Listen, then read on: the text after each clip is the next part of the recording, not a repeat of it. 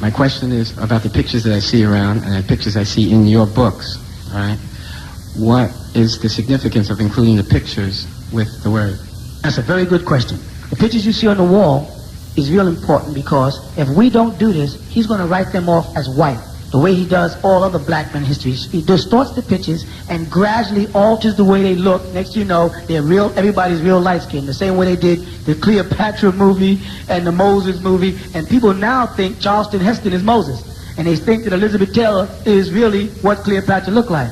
And so what I did is, and you happen to be a child that was smart enough to pull the pictures out.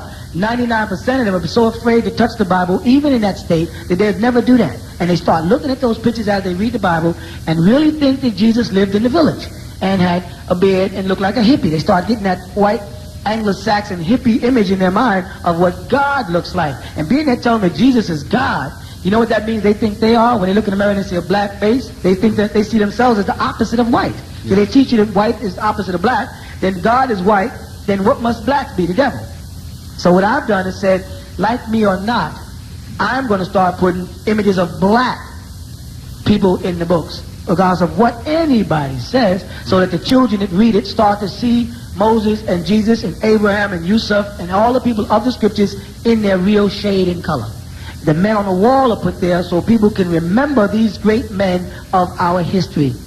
Because the white man would love for us to just knock Marcus Garvey and Noble Drew Ali and Honorable Elijah Muhammad. He'd like to lock them out of our history, but he makes sure me and you remember his history, because if you reach in your pocket and took out a dollar bill, you'd be looking at a part of his history. He made sure we had our face on George and Abraham and Jefferson all day. He makes sure of it. So I'm not going to be fool enough myself to say it's not important to me. I'm saying when I think a physical impression in the mind is important. What a person thinks things are oftentimes has a way of affecting the way they react to things. I mean, people see a white guy with a beard, and they saw little black kids say, there goes Jesus, Mommy, walking to the village. And the mother has to say, no, that's a hippie. And that shouldn't be like that.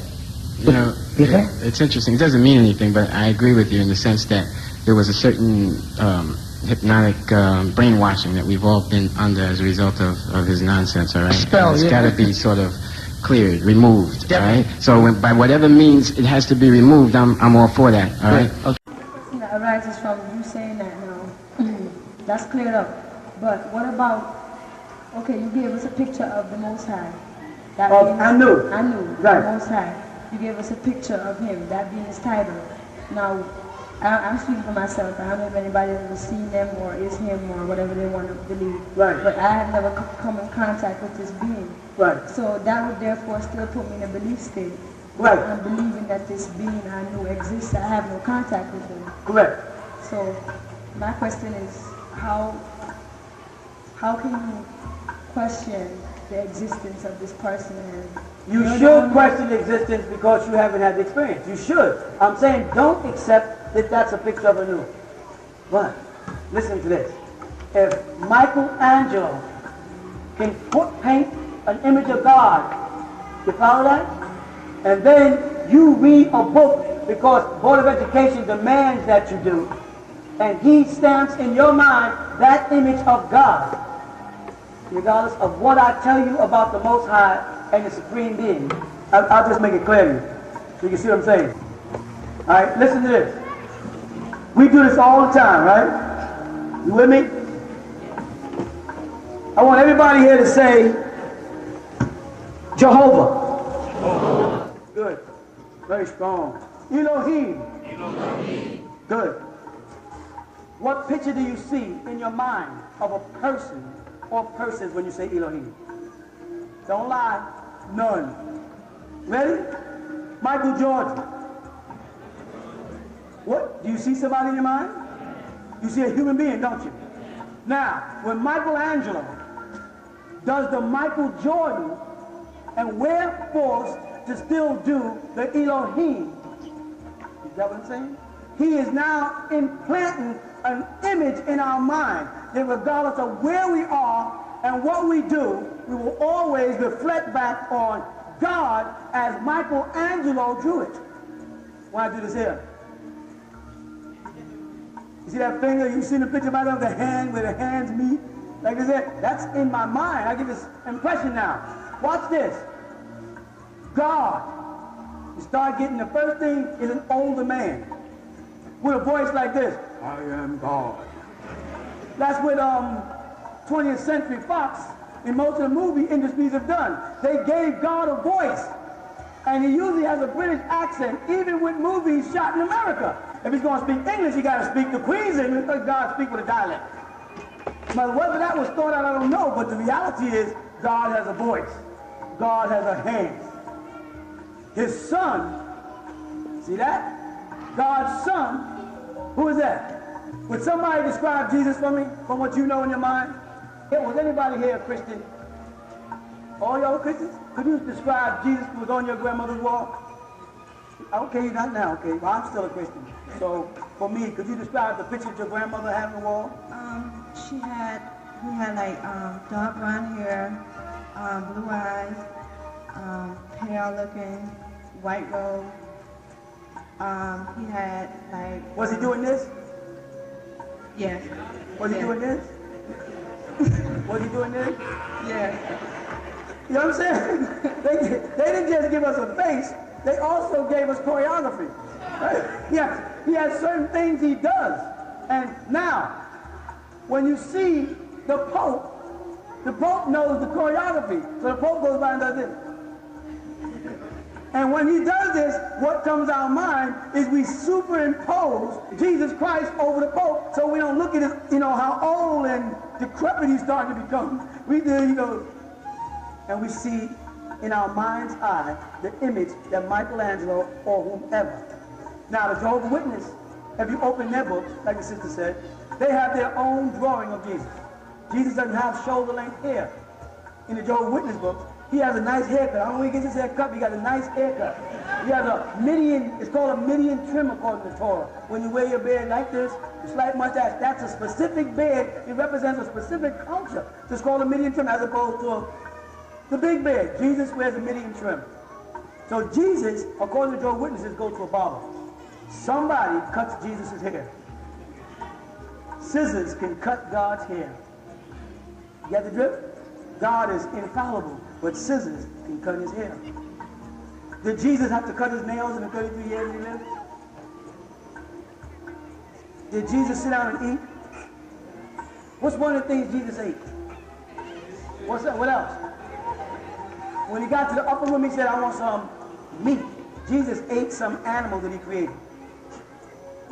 Jesus had a lamb, piece of lamb. Let's say curry. Let's say what you make it. He had a curry lamb. You see what they've done? First they give you this God supreme being complex, and then they slowly but surely give you what they call anthropomorphism, where they lay things over it, and it slowly but surely says God has a hand. God is watching you in God's heart. God spoke through his lips, the face of God. God listened, the hip of God. Moses saw the back of God as Moses was coming up to Mount Sinai. God was turning the corner, it says. It says in the Bible, he saw the backside of God. God had a rump. You understand what I'm saying? After they've given us this supreme being thing, then they slowly but surely take it apart in our minds. So we're confused. So if I'm a Baptist, I got a concept of God as a Baptist.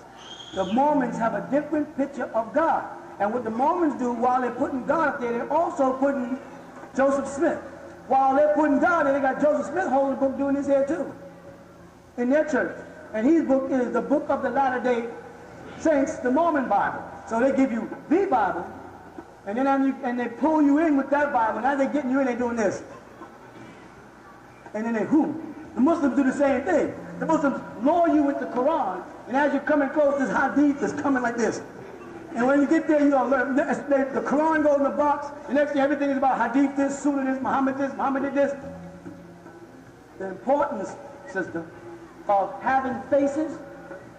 People say, why do you draw Abraham? I draw everybody who I see. I say, how do I know you see them? You don't, so don't believe me. Right? You don't. Now, Abraham. Did you get a picture? Isaac, did you get a picture? Moses, did you get a picture? Muhammad, did you get a picture? I'm Michelangelo now, how does it feel? You know what I'm saying? How does it feel to do that to people? for you to take it upon yourself to personify God and angels, because there are angels all over the Catholic Church with wings like this. You know, to personify God, give him characteristics, and nobody questions it. And if I do it, you come to me and say, how you know Abraham looked like that? I want to say, excuse me, did you go to church and ask them how they know Jesus looked like that? Well, when I do it as a question, everybody else, the Muslims had a fit when I did a picture of Muhammad. They were like, oh my God, Allah Akbar, boom, boom, boom. That niggas was bugging. And I was like, so I was supposed to wait until y'all draw an Arab version of Muhammad, and then I got to teach my son, that's Muhammad. But I'm supposed to wait for you to do that. And no. If I insult you, I'm sorry. No, I ain't doing that. Image is important. It's important for character building. And damn it, if I live in America for 400 years and don't none of the images with any good character reflect me, how the hell do you expect my kids to improve? How do you expect them to start feeling good about themselves when all the characters reflected about me is bad? Even Michael Jordan, with all he did, there's still this hidden thing about his father's death. Right? Even Kareem Abdul-Jabbar, staying in basketball for a minute, with all he did, there's still that thing about the Washington Hamas group that he belonged to, that held Washington under. Sammy Davis Jr. had an affair, but they had to destroy his character. You understand? They had to destroy George Washington's character. They had to say, oh, George Washington had wooden teeth, traded slaves for liquor, he was an alcoholic. What's with this crap? With destroying characters. You know what it does? It leaves room to place in divinity of my choice. Whoever's controlling. You follow that? Here's some good ones for you. Mickey Mouse. How many people know what Mickey Mouse looks like? If you are under 35 years old, you don't know what Mickey Mouse looks like. You know the new Mickey Mouse. When we was kids, there was a different Mickey Mouse. The one that got Disney World is not Mickey Mouse. That's a new guy. Who knows Betty Boop? Tell me about Popeye. The one they put in the movie is not the original Popeye and Olive Oil and Pluto. And who was the one who said, for a burger today, I'd gladly pay you tomorrow? Look what they did to Mr. Magoo. They've taken Mr. Magoo from a cartoon character and made him a person. Now when I say Mr. Magoo, I no longer see the cartoon. When I say Betty Boop, I know. When I say Popeye, when I say Batman, when I say Superman, I see Christopher Reeve. And there's something wrong with that. There's something wrong with taking the primordial, the images of the people that only look like one race of people. That's wrong. In a world where there's so much racial tension, that's wrong, and it's not even logical, because it breeds danger. No, the first Barts had afros. Because Bart Simpson was invented by a Negro. Did y'all know that? Yeah. And then he was brought out. Why? Why was it necessary to change him? Why couldn't he just leave the character? But I miss Michael Jackson. He cut off his nose. Minnie Riperton. Richard Pryor. Drugs. Go ahead, Bill Cosby, his son. Nat King Cole died because he came down south. He had throat cancer. Came out one of my favorite artists. Came out the hospital because they wanted him to do a show down south. And when he got on the stage, Klan members threw bottles at him, knocked him unconscious. He went back in the hospital, and the doctor said, I get this, you can get his state. He could have lived, but he was heartbroken and didn't want to live. Go check the story. You touched a very sensitive one there. He killed himself. That's how hurt he was. Do you know that people down south didn't like Elvis Presley? Did you know that? Elvis Presley was a nigger. He moved too much, they said, too much hip action, too much of this stuff. And they did not like him until he was dead. That's another thing. They eulogize you when you're dead. Talk about all the good things you did. and how nice you were when even President Kennedy, after he was dead, oh, he was having an affair with Marilyn Monroe. He was hanged up. His brother Bobby was involved with the mafia. Marcus Garvey. What did they do to him? Does anybody know what they did to Marcus Garvey? Huh? They murdered him. Why? What's the image? Are you guys, when you'll have your first child, are you going to put Marcus Garvey's picture up on the wall and tell people, tell your kids, this is Marcus Garvey, he's a great man? Huh? Are you going to put Haile Selassie up on the wall? Why not? He's the Lion of Judah. That's what it does. You're Jamaican.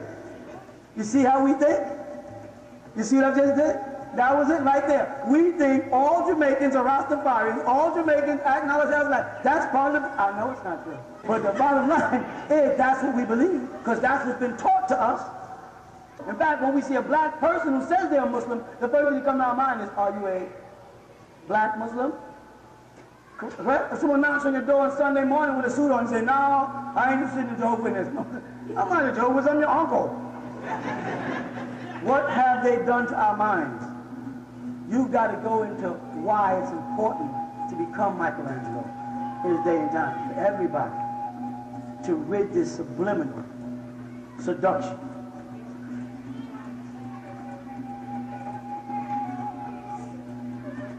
I can't. That's the thing I'm telling you. That's what I can't do. That's what's sad. I can't erase what Michelangelo did. But I can get there before the Mohammedans do. See, the Mohammedans set out to come to America to convert Americans to Islam. I know, because I'm one of them who came here as an Arab to convert people. If I'm saying to Islam, and part of that plan, right, was to implant in their mind Arab output, the Arab side of you. And that would remove the Americanism out of you and make it easy for you not to care about where you're standing when I'm throwing bombs at your ass. That's all part of the Arab plan. And that's why they wanted to kill me when I put out a picture of Muhammad. Because they didn't get a chance to put their image in their heads first. I beat them to it. And I said, this is what Muhammad looked like. And I said, Muhammad is not he's not a, you say he's not a what? Nigger? You want to say? I thought there was no racism in Islam. Well, does it make a difference? And he said, well, nobody knows what Muhammad looks like. And I said, I do. He said, how do you know? He came to me. Now, if they say no, it means he's dead. He came to me and he spoke to me and said, I want my picture known. I want people to know what I look like. I don't want people to mix it up. And listen to what I'm doing right now. Christians, is Jesus dead or alive according to Christianity? He's alive according to Christians, sitting on the right-hand side of God in heaven, and he visits preachers periodically and talks to their heart. Well, Jesus visited me and talked to me and told me to draw a picture of him. So, because he said, the picture they got out of me is not me. A doctor, I know you can draw. I want you to draw the picture. He stood down, he sat down in the chair, he did like this. I took my pen and I went, hold still. After about 2 hours, Jesus got tired and actually could he sit down. Pull me off, of course. God got tired. So when I finished drawing, I asked him, is this okay? He looked at it and said, no, fix the nose. So I fixed the nose and I said, is that okay? He said, all right, that's who denies God is sitting up there? Come on. I'm going to get y'all. Come on, let me say, y'all are hypocrites. Because y'all believe God is omnipresent. And the moment I say he's over there, y'all say he ain't. You see, you believe he's omnipresent. You believe God to be everywhere. But just because I'm saying he's over there, now he's not. But you know what? All over the world, people go to places like South America because someone says there's a statue of Mary crying. And people pack up their bags and run to South America and look and see condensation and fall down and start praying because they feel that God's mother, who didn't believe in him, had confined herself to the one statue in this one town, this one village, and they sit out there and have candles. They go, oh, Jesus, love. Jesus ain't here. Mary's here, not Jesus. They read about it, and they really believe that something took place there. Now, I say, God's up on that thing up there. He waved to me. Y'all didn't see him wave? You know why y'all didn't see him wave? I'm going to tell you why. Because y'all don't have him in your heart. See? Here's the game. See, in order for you to have seen him wave, you would have to have been saved. You would have to have had him in you. See, he would have to have been down inside your heart. He would have to move around you and up inside you. Lord Jesus. You ain't got the Holy Ghost. So you can't see him. But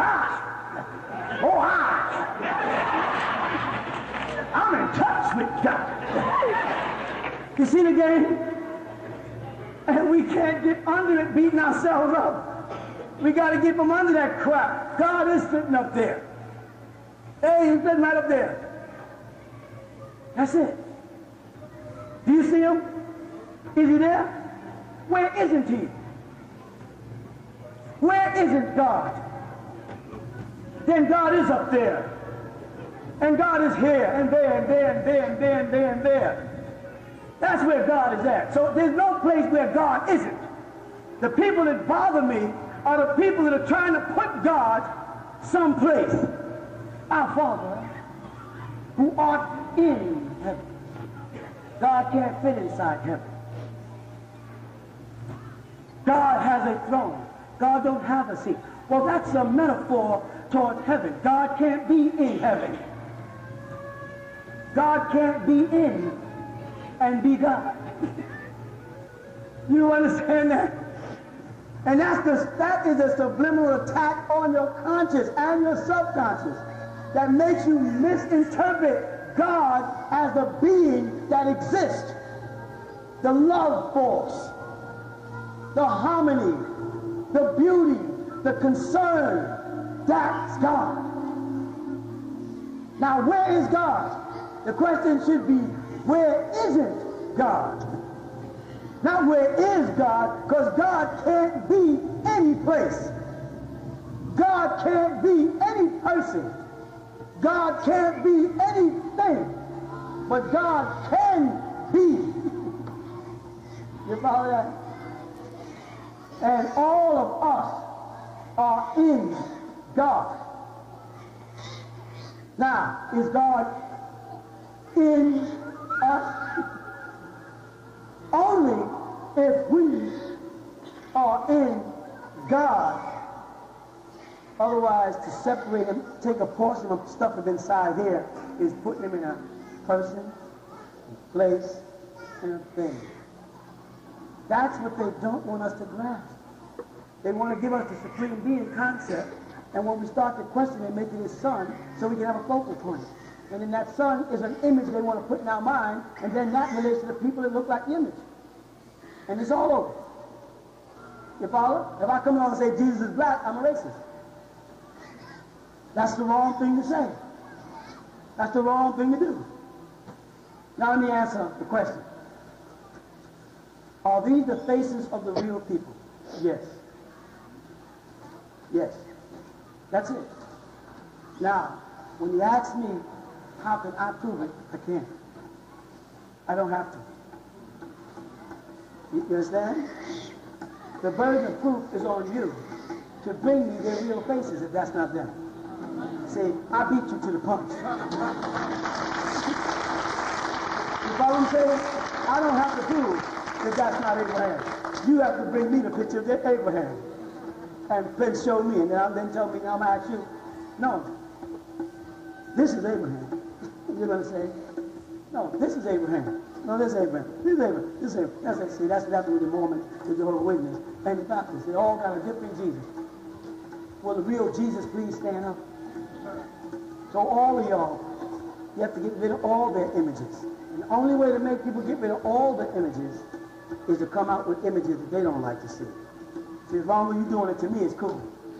But when I do it back to you, how does it feel? You know what I'm saying? When I say, no, Columbus didn't discover America, Rodney did. Who's Rodney? See, Rodney sailed before Columbus. He came from Africa.